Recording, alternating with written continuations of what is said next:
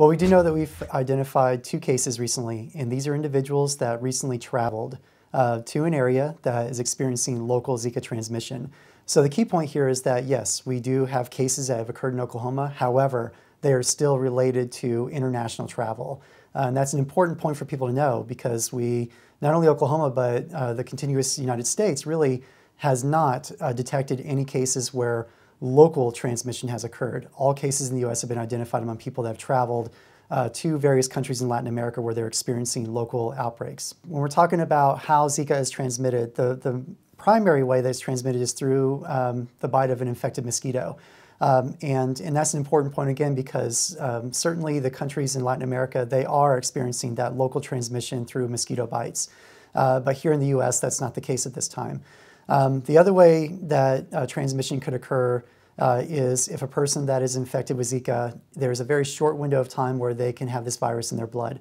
And if they're bitten by a mosquito that's capable of picking it up, then that mosquito can then move on to bite another person. Is there a risk of that here? It's a very low risk because we don't necessarily have the mosquito in abundance that specifically is competent in transmitting Zika virus. The Aedes aegypti mosquito. That is one that's widespread in Latin America, and it is found in more abundance in several states along the Gulf Coast region, but in Oklahoma, it's one that's not readily found here. And so there's a lower risk of expected lower transmission here. There are a couple other ways that Zika virus can be transmitted. One is through sexual contact. If a male is infected with Zika virus, it is possible that they can have this virus in their semen. And so if they have sexual intercourse with their partner unprotected, then that could lead to transmission for a period of time, which is why it's recommended that if a male travels to an area where Zika transmission is occurring, then they should practice safe sexual activities such as wearing a condom appropriately when having sex with their partner. For most individuals, the symptoms are generally mild. They will last for just a few days, and then most individuals just recover.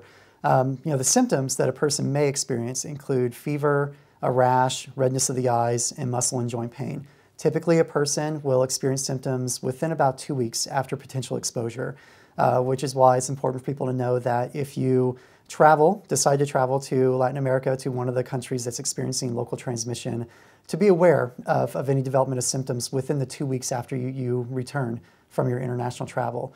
And that'd be the important time frame to then know and consult with your healthcare provider if you do start experiencing symptoms of illness.